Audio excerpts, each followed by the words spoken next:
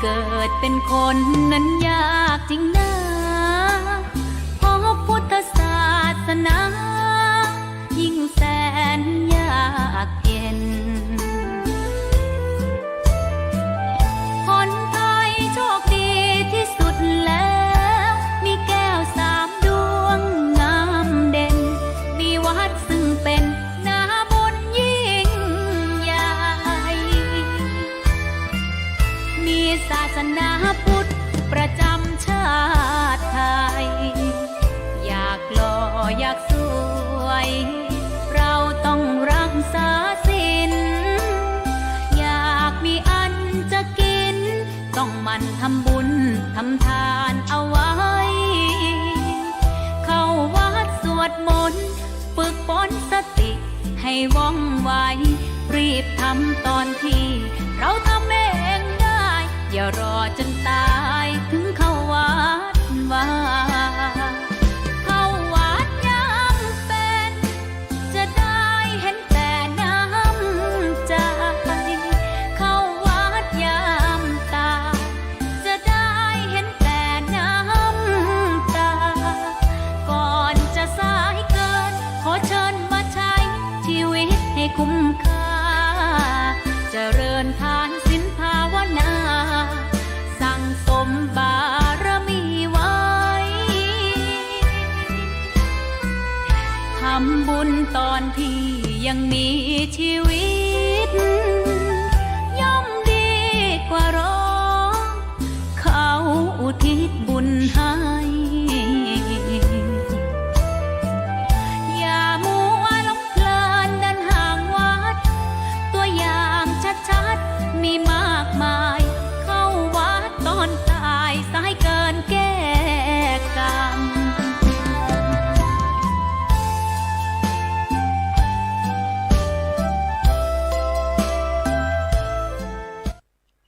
ขอถวายความเคารพพระมหาเถรานุเถระครูบาอาจารย์เจ้าทั้งหลายทุกตนทุกองค์เจริญสุขเจริญธรรมจงได้บังเกิดมีแก่สาธุชนทั้งหลายที่ได้สดับรับฟังธรรมะทางสถานีวิทยุวัดฝ่ายหินมหาวิทยาลัยเชียงใหม่ในระบบ FM 104.50 เมกะเฮิรตซ์วันนี้เป็นวันที่30 เมษายน 2567 เดือน7เหนือลง7ค่ำภาพว่าได้เป็นวันอังคารก็ได้มาพบกันกับท่านสาธุชนผู้ฟังทั้งหลาย ในสาระธรรมยามเย็นของวัดสลีโสดาพระอารามหลวงจังหวัดเชียงใหม่โดยอาตมาภาพท่านพระครูปัญญาสังฆการหรือท่าน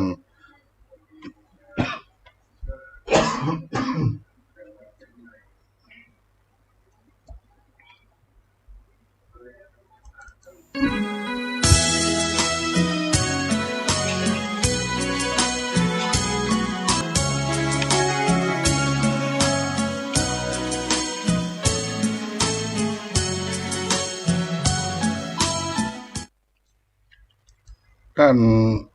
สาธุชนทั้งหลายก็ขออภัยกับการเป็นหวัดเป็นไอ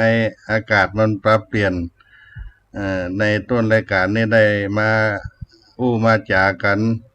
ก็เป็นช่วงอากาศที่มันอบอ้าวเล่าร้อนพอสมควรทำให้สุขภาพร่างกายบางทีก็ปรับตัวเป็นหวัดเป็นไอขึ้นมาก็พยายามรักษาสุขภาพให้ได้แข็งแรงได้มีโอกาสได้มาพบกับพ่อแม่พี่น้องท่านคนฟังทั้งหลายด้วยวันนี้ในต้นรายการจะขอฝากสุภาษิตโบราณล้านนาไทยเอาฝากปันไว้กับพี่น้องท่านคนฟังทั้งหลายเพื่อรักษาหีดห้อยอนุรักษ์คำสอนของบรรพชนบรรพบุรุษพ่ออุ้ยแม่หม่อนเอาไว้ได้นำเอาบทที่ว่า จับใจแห้งบ่แน่นใจกาจับใจครูบาบ่จับใจพระน้อยจับใจแห้งบ่แน่นใจกาจับใจครูบาบ่จับใจพระน้อย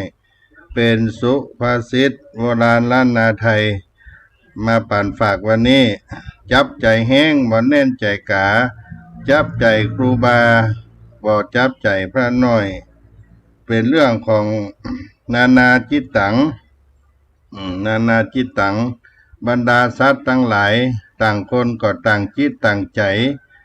มนุษย์มีหลายความคิดความหันต่างกันต้านจะกำหนดให้คิดเหมือนกันหมดก็เป็นไปบ่ได้ต่างจิตต่างใจต่างคนต่างมีความคิดเช่นคนหนึ่งถูกกับอากาศเย็นแต่ว่าแห่งคนหนึ่งก็ถูกกับอากาศร้อนก็ต่างจิตต่างใจกันไปปัจเจกจิตตาปุถุสัพพะสัตตาบรรดาสัตว์ทั้งหลายต่างคนก็ต่างคิดต่างใจก็เป็นสุภาษิตโบราณล้านนาเอามาป่านมาฝากพี่น้องท่านคนฟังทั้งหลายจับใจแห้งบ่แน่นใจกา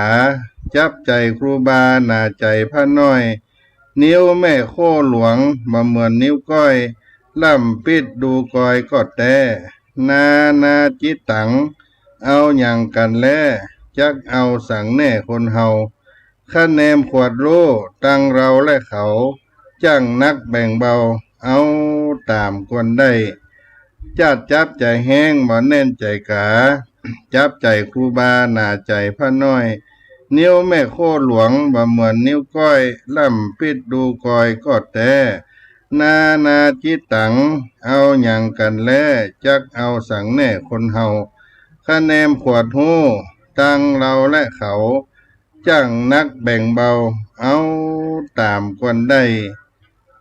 ถูกใจอีแห้งแต่บ่ถูกใจอีกาถูกใจครูบาแต่บ่ถูกใจสามเณรน้อยพระน้อยเป็นบางครั้งบางคราวแสนจะถูกใจอีแห้งเป็นที่สุดแต่อาจบ่เข้าท่าในความคิดของอีกาเช่นความคิดดีๆของครูบาอาจารย์ทำให้พระน้อยเนรน้อยนักใจเป็นธรรมดาที่นิ้วหัวแม่มือก็ย่อมแตกต่างกับนิ้วก้อยหากพิจารณาดูก้อยก็เป็นแต่ดังอันว่านานาจิตตังความคิดของมนุษย์ก็ย่อมมาเหมือนกันย่อมมาเหมือนกันไปเหี่ยมดเหี่ยเสี่ยงสำคัญก็คือหูเขาหูเราไว้ก่อนแล้วก็เลือกปฏิบัติให้ตามความเหมาะสมจับใจแห้งบ่แน่นใจกา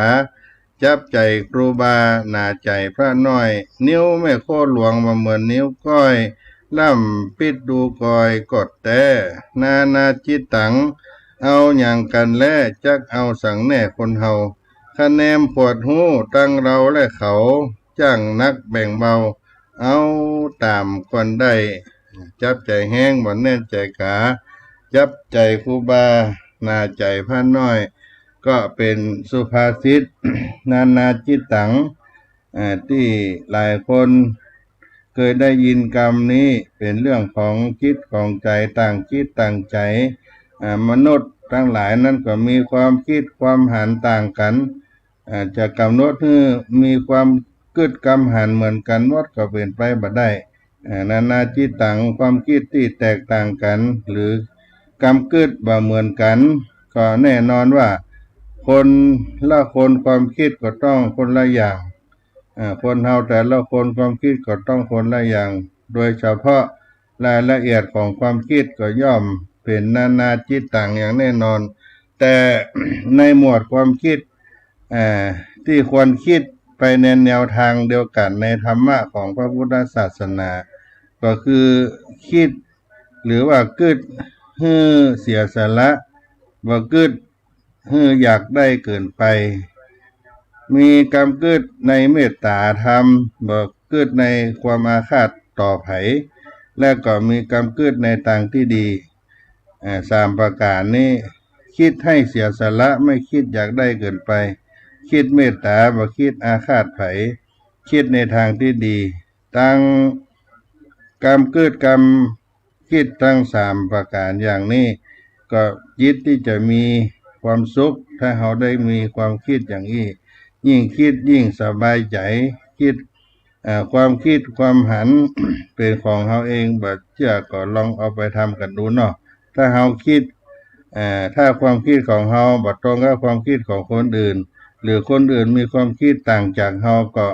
อย่าได้ไปถือโทษโกรธเคืองว่ากันเพราะพื้นฐานของภาวะจิตใจของแต่ละคนนั้นมันบ่เหมือนกันเพียงแต่ว่าเราหันความคิดของไผว่าดีและมีประโยชน์ก็เอามาใช้ เอามาใช้ในประโยชน์ในชีวิตประจำวันของเราก็เป็นสุภาษิตในเบื้องต้นรายการเอามาปั่นมาฝากพี่น้องท่านสาธุชนคนฟังทั้งหลายใน สารธรรมยามเย็นในวันนี้ก็ได้อู้ไปในช่วงบ่ายว่าเป็นวันสำคัญที่ได้ลำลึกนึกถึงท่านเจ้าครูบาสรีวิจัยที่เพิ่นได้สร้างตังขึ้นไปวัดพระธาตุเจ้าดอยสุเทพครบรอบ89ปีที่ได้เปิดทางขึ้นดอยสุเทพเมื่อครั้งครูบาเจ้าได้มานั่งนักเป็นประธานตั้งแต่การลงบุกเบิกจอบแรกในวันที่9พฤศจิกายน2477ได้สำเร็จเสร็จสิ้นในเวลา5เดือนกับ22วันได้อบรมสมโภชปอยหลวงเฉลิมฉลองที่วัดสลีโสดาพระอารามหลวงแห่งนี้15วัน15คืนไปตลอดเส้นทางไปถึงวัดพระธาตุเจ้าดอยสุเทพก็มีวัดสกิตากาอนาคาถือเอาวัดพระธาตุเจ้าดอยสุเทพเป็นอรหันตาในบรรยากาศปอยหลวง15วัน15คืนคนทั้งหลายก็ทยอยหลั่งไหลกันเข้ามากินมาทานร่วมด้วยกับครูบาเจ้าสลีวิจัยเปิดถนนในวันที่30เมษายน2478กินทานกันได้15วัน15คืนก็เป็นเส้นทางที่หัวนำลึก89ปีท่านครูบาเจ้าสลีวิจัยได้มาเกิดมาสร้างในที่ตีนดอยสุเทพเจ้าแห่งนี้ก็ได้หวนล้ำลึกถึงท่านเนาะ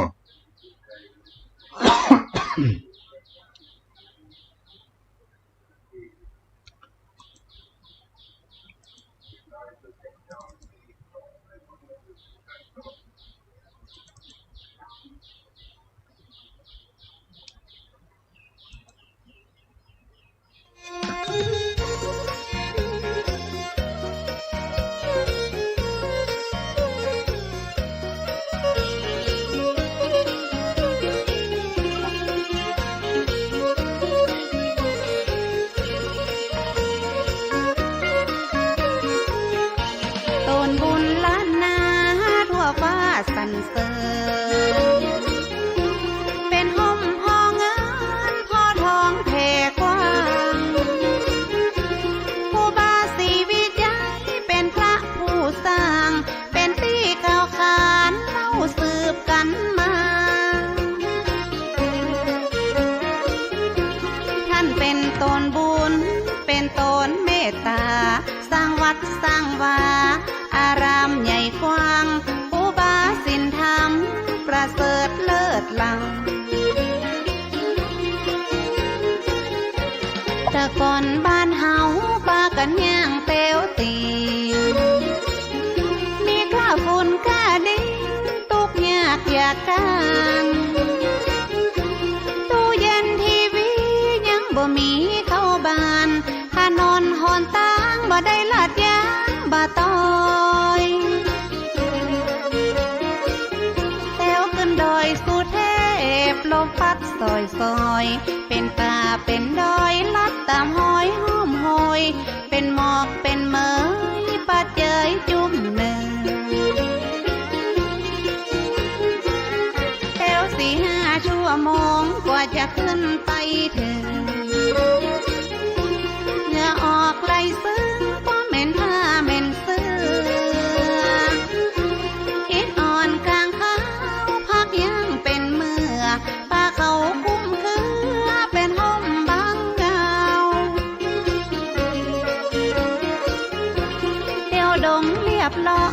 ถ้าเห็นคุณเขากว่าตีหมู่เฮา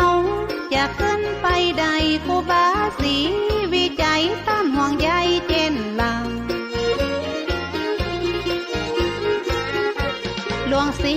ประกาศและกราบนมัสการนิมนต์ครูบาสินธรรมขอมาจ้อยกึศสร้างว่าจะปักเสาไฟ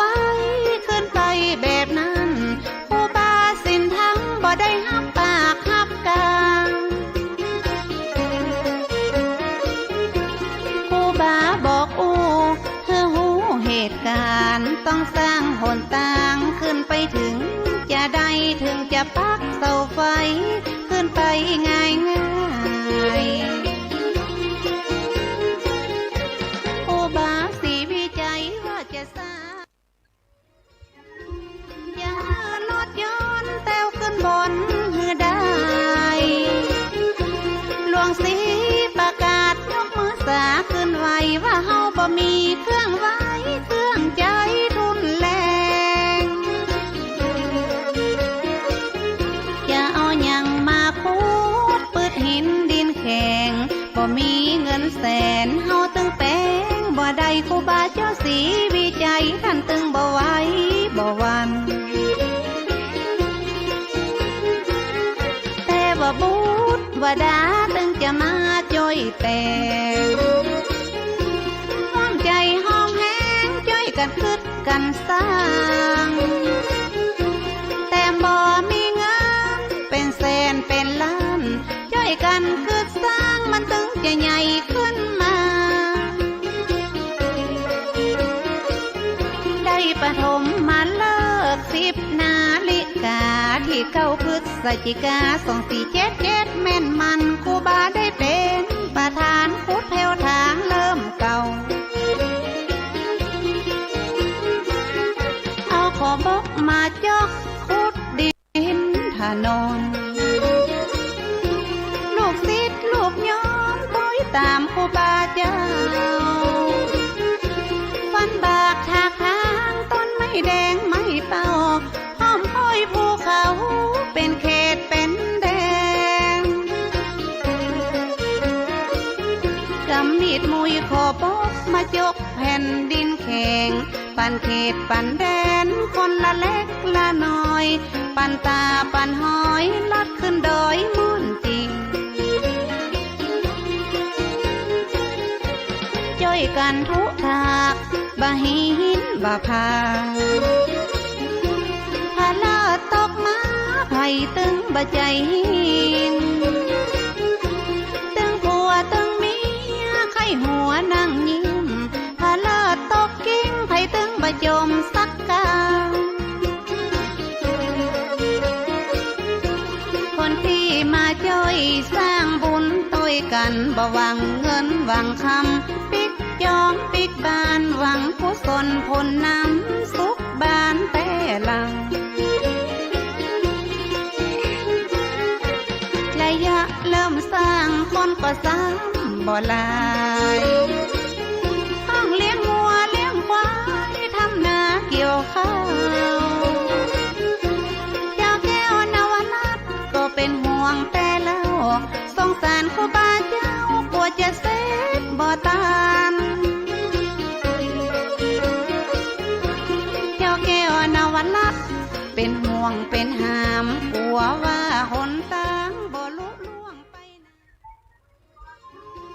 อย่าหารถยนต์แต้วขึ้นบนหือได้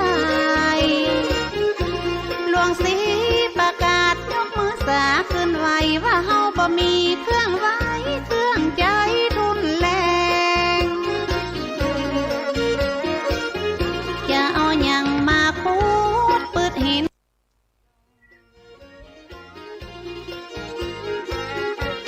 วันที่30ตรงกับเดือนเมษาท่านเจ้าครูบาบอกมาเป็นถ้อยลูกศิษย์ลูกโยมตั้งป้อนานป้อน้อยพาเน้นเห็นน้อยมาช่วยกันทำบุญจะจัดพิธีทำบุญเปิดถ นนเดือนเมษายน2478แม่นมันอย่าได้เปิดหนตางได้จัดงานครั้งนี้ท้องจะได้เป็กผู้บ้าข่าวปีอย่าได้ทำพิธีร่วมกันที่นี่คณะสัทธามาหลายต่างหลายตีลงท่าลงลี่มาวัดสีโสดาเตรียมเครื่องไก่ยาตามแป้งปลาล้ำสืบยาตากะเกียมเตรียมดาสัทธามาแต่งซ้อมเจ้าไตเจ้าหยองกะเลียงปลาลองเงี้ยวลืมเจ้าแก้วนาวรัตน์มาร่วมพิธีเปิดถนนได้ขับรถยนต์หาผู้บาได้นั่งคืนได้เลิกได้ยามมาช่วยกันลุมผู้บาได้นั่งรถขึ้นท้องตีกองสะบัดใจพ่องฟ้อนพ่องเต้นไปเป็นเส้นเป็นสายจนไปถึงบันไดขึ้นพระธาตุวาอันได้ฉลองคนต่างขึ้นดอยสุเทพตอนนั้นกราบนบพระพุทธพระธรรมพระสงฆ์ขอเป็นมงคลครูบาได้สร้างกลายเป็นทรัพย์ป่าทองห้องพอใหญ่กว้างคุ้มครองเจ้าบ้านได้กราบไหว้บูชาพี่น้องไทยต่างชาติต่างศาสนาไหว้ปาละมีครูบาที่ตั้นได้กึดสร้างถนนหนตางขึ้นบนดอยสุเทพ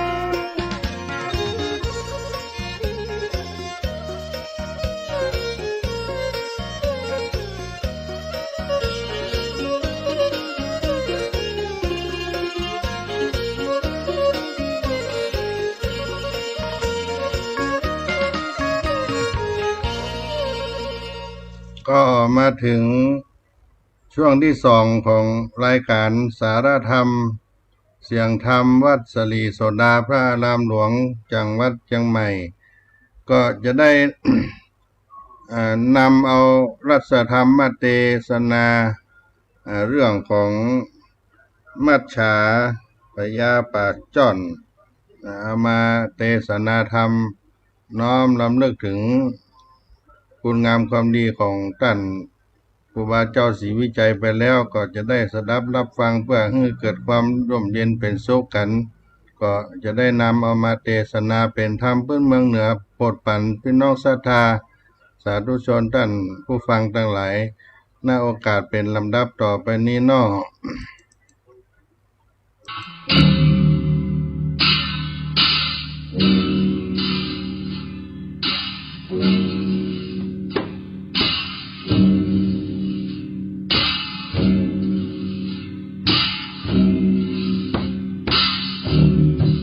อะระหังสัมมาสัมพุทโธภควาพุทธังภควันตังอภิวาเทมิสวากขาโตภควตาธัมโมธัมมังนามัสสามิสุปฏิปันโนภควโต สาวกสังโฆสังฆังนะมามินะโมตัสสะภะคะวะโตอะระหะโตสัมมาสัมพุทธัสสะนะโมตัสสะภะคะวะโตอะระหะโตสัมมาสัมพุทธัสสะนะโมตัสสะภะคะวะโตอะระหะโตสัมมา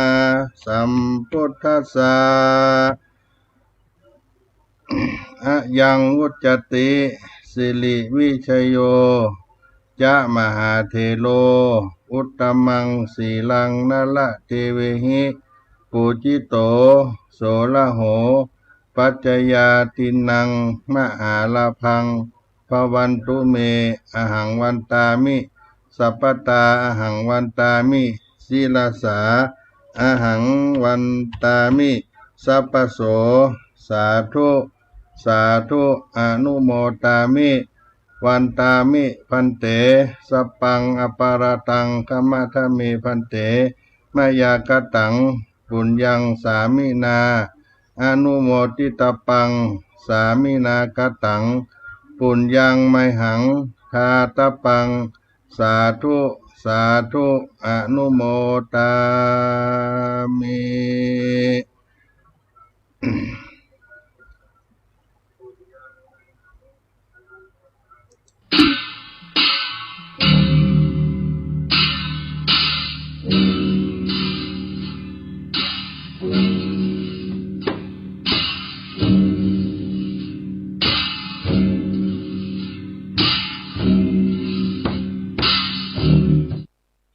มาเลยมหาพรหมต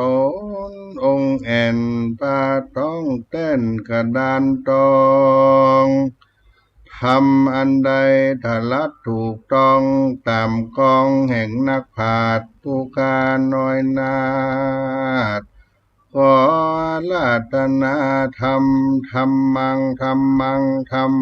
มุตตมังปัจจังอาลาธนังกาโลมา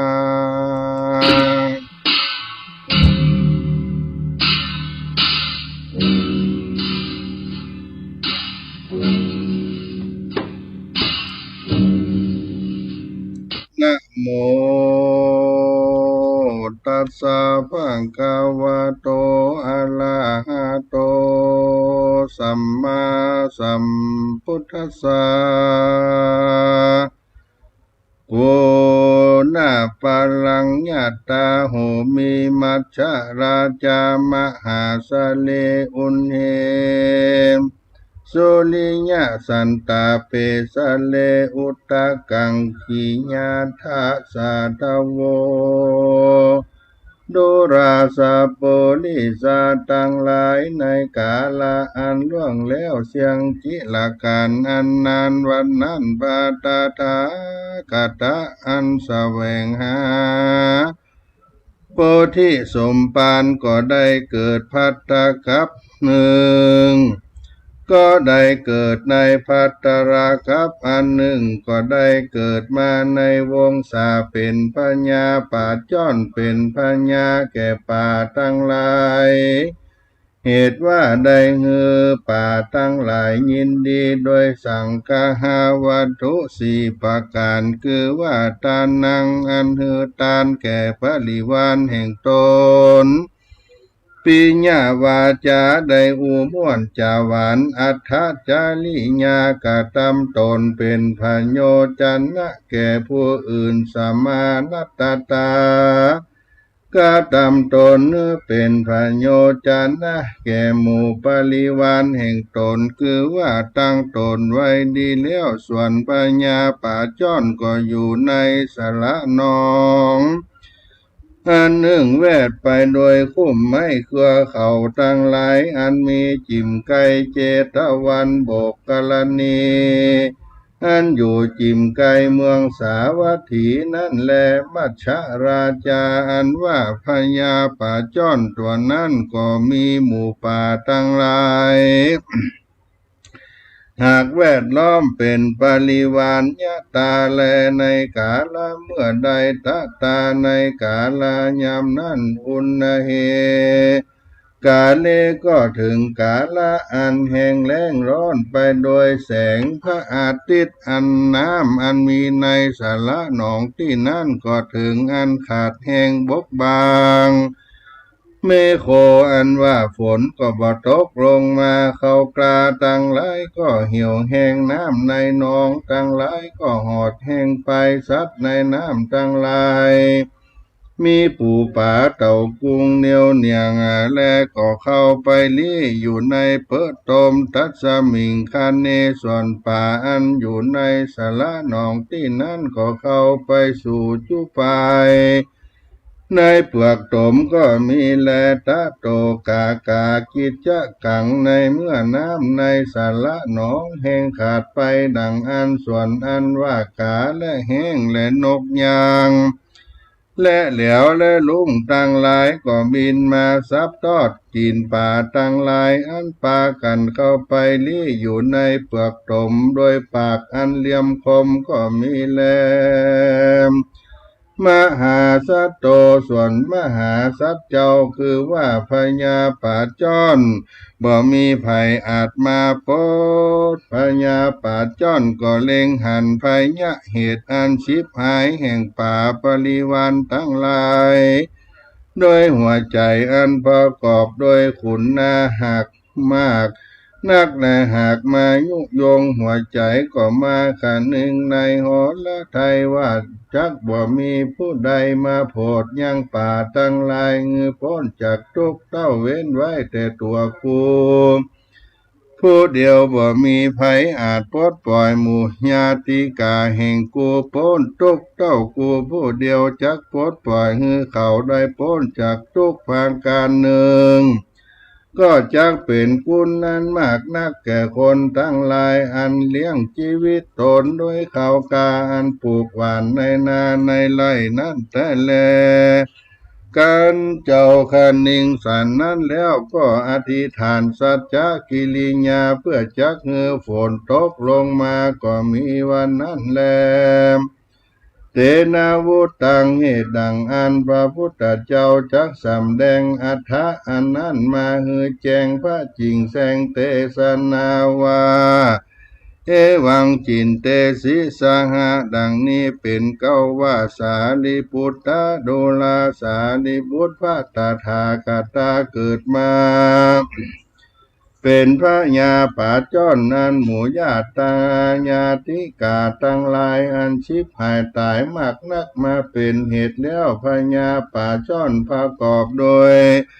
มหากรุณามากนักก็ขานิ่งใจว่าการจักปล่อยยังญาติกาหือพ้นทุกข์โดยอุบายแห่งอริยสัพพุริสธรรมเจ้าทั้งหลาย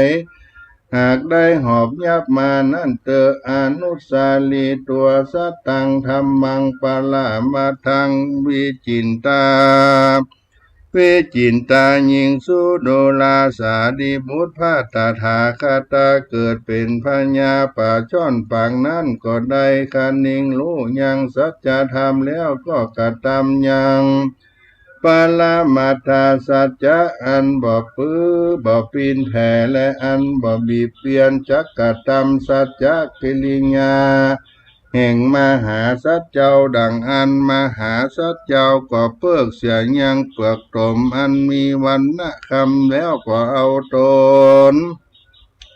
ออกมาสู่ภายนอกพญาป่าจ้อนมีตนหันใหญ่เขียวงามโดดดังไม้อัญชนะมีตาทั้งสอง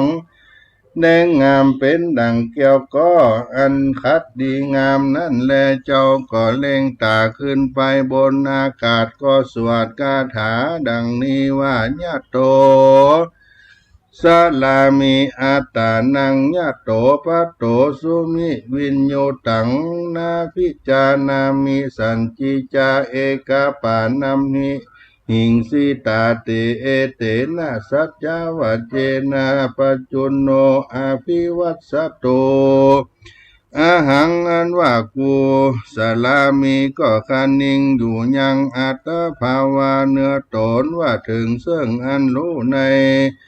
กาละอันควรกระทำและว่ากระทำญาโตทั้งเลขแต่กาละอันมีดังอันพระญาได้เถิง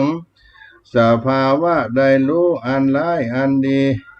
อาจเพื่อคันนิงรู้กายกรรมวจีกรรมมโนกรรมแห่งกูและส่วนกูก็เกิดมาในฐานะอันจักกินสัตว์อันมีชาติเสมอกันโดยแต่กูบ่อาจกินยังทรัพย์ตัวน้อยตัวใหญ่มาทลาเต้าเม็ดเขาเปลี่ยนในละแวกอันเกิดมา ถ้าลาบถึงกาลาบาดนี้แลพาการนึ่งกูจะบีบเบียนสัตว์ตัวใดตัวหนึ่งแม่นจะฆ่าหือตายก็บ่มีแลด้วยสัจจาอันนี้หากมีแต่ดีลีและปัจจุนโนเมโคอันว่าเมฆะอันเป็นหาฝนอันใหญ่จุ่งตกลงมาปล่อยยังหมู่ญาติกาแห่งกูเมื่อพ้นจากทุกข์อันจะเข้าสู่ทางตายนี่เตอกันมหาสัจเจ้ากล่าวอธิษฐานสัจจะกิริยาสันนี้แล้วเจ้าก็บังคับวลาหากะเทวบุตรเมื่อฝนตกลงมาปันนักรู้จะดังอานัสสัญญาแก่พวกน้อยแห่งตนจริงกล่าวคาถาว่าดังนี้อาภิธานายังปัจจุนานิทิงกาสัสสะนาสัญญากากังโสกัญญาลันเชหิมัสเชโสเกปโมจัญญาดูลาววลาหากาเทวบุตรตนเป็นพญาแก่เทวดาอาภิธานายังต้านอย่าฮือหายเสียยังกิจจะแห่งมัชฌาราชาต้านจุ่งร้องจุ่งครังดังเสียงกลองต้านจุ่งร้องจุ่งครางดังเสียงกลองเฮือสายฟ้าแมบลอดจุต้องจุกรรมจุไปตรวจจักรวาลแล้วเฮือมหาเมฆะฝนตกลงมาสู่จุมปูทิพนี้เตอเหตุว่ากรรมตั้งหลายเตียนย่อมทราบตอดเอาป่าตั้งหลายอันเข้าไปลี่อยู่ในเปลือกตมนั้นจุวันจุคืนปัจจุโนเมฆาต้านจุงเฮือหายเสียยังกิจจะแห่งกาตั้งหลายต้านจุงเฮือฝนตกลงมาเฮือปั้มเป่งเต็มในสาระที่นี้โดยน้ำอย่าเฮือขาดอย่าเฮือกาได้ลงมาในสาระหนองที่นี้หมู่กาตั้งหลายบ่ได้กินป่าในสาระหนองอันเต็มไปด้วยน้ำเขาก็จักเป็นโศกทุกข์มากนักปัจจุนะเมฆะต้านจงเฮือหมู่กาตั้งมวลถึงยังโศกทุกข์อันมีลักษณะอันใหม่ไปในตัวแล้วจุ่งปล่อยยังหมู่ป่าทั้งมวลนั้นเป็นญาติกาแห่งข้าหือพ้นจากทุกโศกอันตายนั้นแดเตอเอวังโพธิสัตว์โตอันว่าโพธิสัตว์เจ้าเจียนจากกันโดยปัจจุนะเมฆาดูจะดังพวกน้อยแห่งตนสันนี้แล้วก็บันดาลเฮือหาฝนนั้นใหญ่ตกลงมาทั่วเมืองทั้งมวลก็มีวันนั้นแลพร้อมกับสัจจาริยากิริยาอธิษฐานแห่งมหาสัจเจ้าจุปาการยามนั้นหินปันโดกรรมปลาศีลาอาจแห่งปัญญาหินตาธิราชเจ้าฟ้าก็สำแดงอันร้อนกระดังแข็งด้วยเตจะสีลัตตปาแห่งมหาสัจเจ้าพญาอินตาก็ล่ำเปิงดูก็รู้ยังเหตุอันนั้นตนเจ้าก็ทัดลัดแจ้งแล้วก็ฮือหามายังวลาหากาเทวบุตรแล้วก็สัญญาว่าดังนี้โดราวลาหากาเทวบุตรบัดนี้มัจฉาราชาป่าจ้อนตนเป็นมหาปุริสะต้านก็มาไข่ฮือฝนตกลงฮือลำงับดับเสียยังโศกทุกข์แห่งป่าทั้งหลายอันเป็นญาติกาแห่งป่าจ้อนว่าอันเจ้าจุ่งกระทำยังหาเมฆะฝนตกลงในโกศลลัทธะตังมวลบันิเตโสวลาหะโกส่วนวลาหากาเทวบุตรก็รับเอากรรมแห่งพญาอินตาที่ลาดว่าสาธุเทวาข้าแต่มหาราชเจ้าดีและว่าอันแล้วก็นุ่งผ้าอันเขียวดูจาดังเมฆะก็สบายผืนหนึ่งแล้วก็กล่าวขันนนก็กล่าวครับนนทีอันมีชื่อว่าเมฆะคีตะก็ไหวนาหล่อโลกาธาตุโหนวันตกยามนั้นมณฑลเมฆะอันหนึ่งผาหมันเต้าลำเขาก็ขึ้นมาในหนติสาวันออกแล้วก็แตกเป็นกีบและร้อยและปันก็ร้องดังครังดังมากนัก ก็แบ่งออกยังสายฟ้าที่นั่นเป็นหาฝนอันใหญ่มาปกครอบงำยังเมืองโกศลราชทั้งมวลโดยหาฝนเมฆะแล้วก็ฮือตกลงมาบ่ขาดสายเมื่อมาท่าหลายามเดียวก็ปั้มเป่งเต็มไปในศาลาน้องที่นั่นส่วนป่าทั้งหลายก็พ้นจากความตายก็มีแลนาส่วนอันว่าสัตว์ต่างหลายมีกรรมมีกาเป็นต้นก็ถึงซึ่งอันบ่ยินดีแห่งเขาเหตุบ่ได้กินป่าในสะหนองที่นั่นแลบ่เต้าแต่ป่าและสัตว์ต่างหลายได้พ้นจากทุกสิ่งเดียวแม้นว่าคนต่างหลายก็ฮือแล้วยังเข้ากาในนาตั้งมวลวุที่จำเริญจุติจูแห่งก็มีแลแม้นว่าสัตว์สี่ตีนสองตีนต่างหลายมีตนว่างัวควายก็ดีคนต่างหลายฝูงอาสาไหลซึ่งน้ำฝนเลี้ยงชีวิตก็ดีก็พ้นจากกาญิกาทุกข์และเจตสิกาทุกข์จุภาการก็มีวันนั้นแลมเตนะวุตังเหตุดังอันพระพุทธเจ้าจักสำแดงยังอัฏฐะอันนั้นมาฮือแจงพระจริงแสงเทศนาว่าดังนี้สหกเตสัจจาวะเลปจุนโนอภิวาสีญาทาลังนินนันจาปุเรนโตคะเนนะอภิวาสีญาเอวะลูปังสัจจกิลิยังกตัววิลิญามุตตมังวัสสาเปสิงมหาเมขังสัจจเตจาภลาสัสสิโตสัจเจนะเมสะโมนาทิเอสาเมสัจจปาลามิติดุลาสาลิบุตรในเมื่อแล้วสัจจามพาเสดอันกูพระตถาคตาผังเมื่อเกิดมาเป็นมัจฉราชามคือเป็นพระญาป่าจ้อนตัวพระเสดหักกตามกรรมอันลำเลิศดังอันแล้วปัจจุโนมิโคมหามิขะก็ร้องกลางดังมากนักสายฟ้าก็แม่เป็นรัศมีลอยเหลืองออกไปแล้วก็ปั้มเป่งเต็ม ก็ได้ปั้มเป่งเต็มตกลงสู่มนุษย์โลกจุมปูมากนักพร้อมกับโดยกระทำสัจจะกิริยาแห่งปัญญาป่าจ้อนก็มีวันนั้นแลสารีปุตตาดูลาสารีบุตรส่วนปัญญาป่าจ้อนตัวนั้นก็กระทำสัจธรรมมันประเสริฐอันได้เกิดมาเป็นที่เพิ่งแก่สัตว์โลกทั้งมวลอันมีสภาวะดังนี้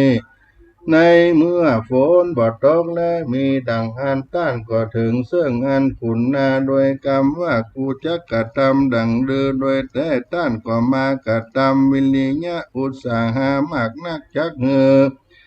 แล้วเสียยังหิตาสุขอันกองอันจักเฮอแล้วแก่ญาตถาจริญากระทำเพียนนั้นอาสาไลซึ่งกำลังอนุภาวะแห่งสัจธรรมก็ฮือมหาเมฆะหาฝนอันใหญ่ตกลงมาเต็มสาราน้องที่นั่นสภาวะธรรมในโลกนี้จักเสมอด้วยสัจธรรมมันมีในสันตละแห่งกูก็หาบ่ได้สัจจะปาลามีแห่งกูพระตถาคตาปังว่าเกิดมาเป็นพญามัจฉาป่าจ้อนก็มีวันนั้นแลเอวังมหาสัตโตส่วนนั้นว่ามหาสัตเจ้าก็มีหัวใจประกอบไปโดยคุณนาหากมายุยงก็มาปล่อยยังสัตว์ทั้งมวลมีต้นว่าญาติกาและเป็นต้นญาถากรรมังตาโตหือพ้นจากทุกข์ทั้งมวลโดยสมถะหือฝนตกลงมาทั่วเมืองโกศลรัฐะทั้งมวลวิจิตาปริโยสาเน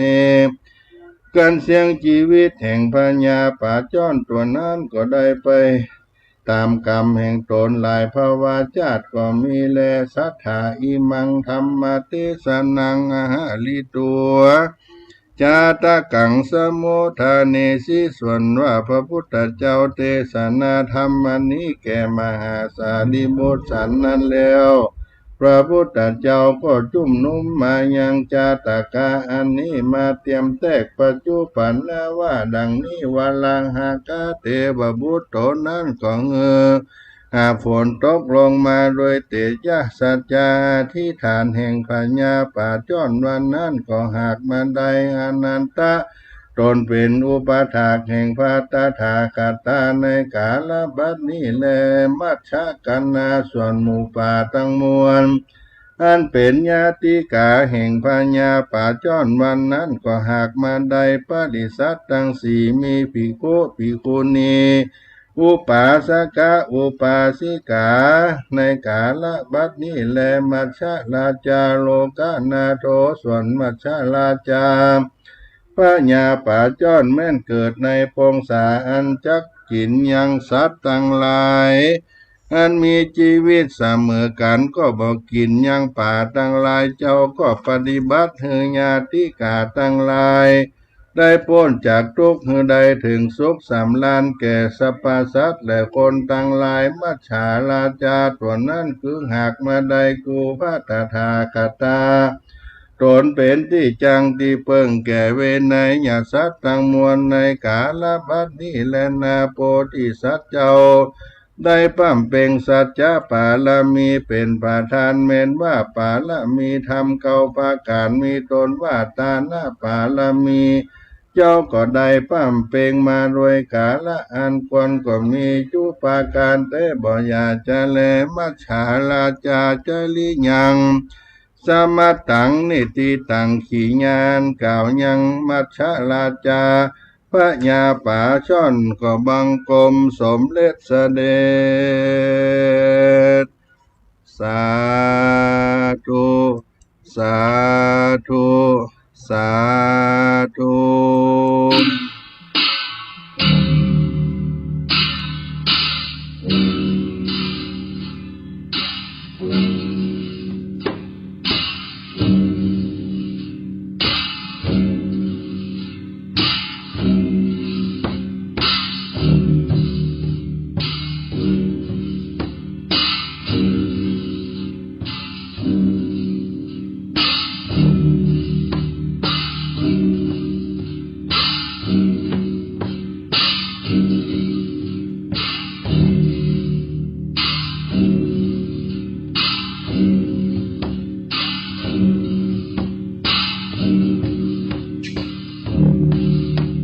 ก็ฝากรัชธรรมเทศนาพญามัจฉาป่าจ้อน